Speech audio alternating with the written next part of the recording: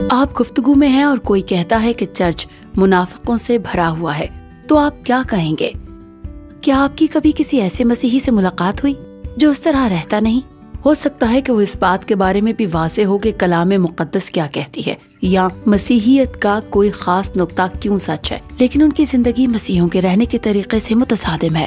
اس قسم کی مذہبی منافقت چرچ کو نقصان پہنچاتی ہے اور لوگوں کو تکلیف دیتی ہے۔ جناب مسیح کو بھی یہ پسند نہیں، لہٰذا اگلی بار جب کوئی کہے کہ میں چرچ نہیں جاتا کیونکہ چرچ منافقوں سے بھرا ہوا ہے، تو یہ 3 باتیں یاد رکھیے گا۔ نمبر 1، منافقت کے لیے اخلاقی معیار کی ضرورت ہوتی ہے۔ منافقت جیسے تصور کے لیے اخلاقیات یا اخلاقی طرز عمل کا ایک معیار درکار ہوتا ہے، جس سے ایک شخص عام طور پر اتفاق کرتا ہے لیکن اس کے مطابق عمل کرنے میں ناکام رہتا ہے۔ ہر شخص کا کوئی نہ کوئی معیار ہوتا ہے جس سے وہ اخلاقی فیصلے کرتا ہے۔ ہم ان اخلاقی معیارات کا استعمال کرتے ہیں چاہے وہ متضاد ہی کیوں نہ ہو یا ہمارے روزمرہ کے اعمال کی رہنمائی کے لیے پوری طرح کارآمد نہ ہوں۔ جب ہمارے اعمال اخلاقی معیار سے متصادم ہوتے ہیں جس کا ہم دعویٰ کرتے ہیں تو ہم منافقت سے کام لیتے ہیں۔ دوسرے لفظوں میں منافقت کے لیے ایک اخلاقی معیار کی ضرورت ہوتی ہے۔ مسیحیوں کے پاس ایک واضح طور پر بیان کردہ اخلاقی معیار ہے جو خدا کی فطرت میں پایا جاتا ہے اور اس کے کلام میں ظاہر ہوتا ہے، اور یہ ہمیں نقطہ نمبر 2 پر لے آتا ہے۔ جناب مسیح نے مذہبی منافقت کی مذمت کی۔ ہم کسی ایسے شخص سے اتفاق کر سکتے ہیں جو اس بات پر یقین رکھتا ہو کہ مذہبی منافقت رائج ہے۔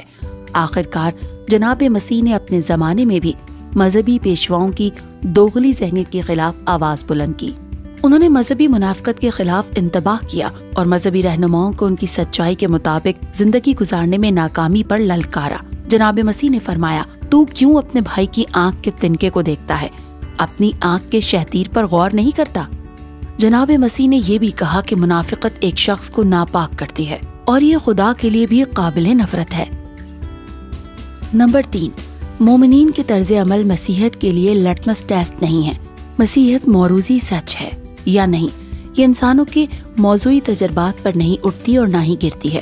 بالآخر جناب مسیح کے پیروکاروں کے طرز عمل کو چھوڑ کر خدا کی فطرت، انسان کی ابتدا اور حقیقت کی فطرت کے بارے میں ایسے حقائق موجود ہیں جو یا تو دنیا کے طریقے سے میل کھاتے ہیں یا نہیں۔ یہ حقائق چرچ کے کسی بھی شخص کے تجربے سے متاثر نہیں ہوتے ہیں۔ جب میں ڈاکٹر کے دفتر جاتا ہوں، مثال کے طور پر، آیا ڈاکٹر کا سونے کا رویہ اچھا ہے یا نہیں، اسے ٹیسٹ کے نتائج کے حقائق میں کوئی تبدیلی نہیں آئی جو وہ مجھ سے شیئر کرتا ہے۔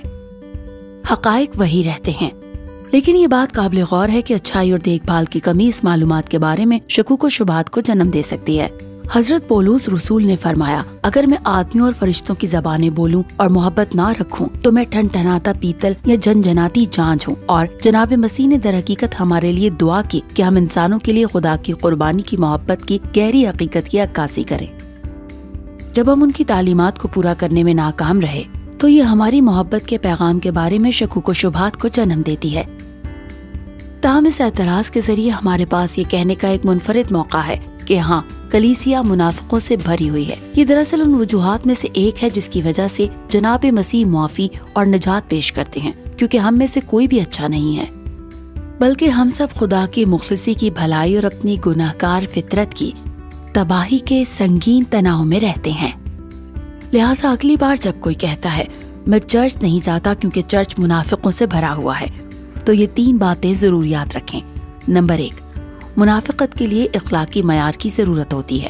نمبر 2، جناب مسیح نے مذہبی منافقت کی مذمت کی ہے۔ نمبر 3، مومنین کے طرز عمل مسیحیت کے لیے لٹمس ٹیسٹ نہیں ہے۔ آپ کیا کہیں گے اسے؟ میں ہوں سارا اسٹون اسٹریٹ۔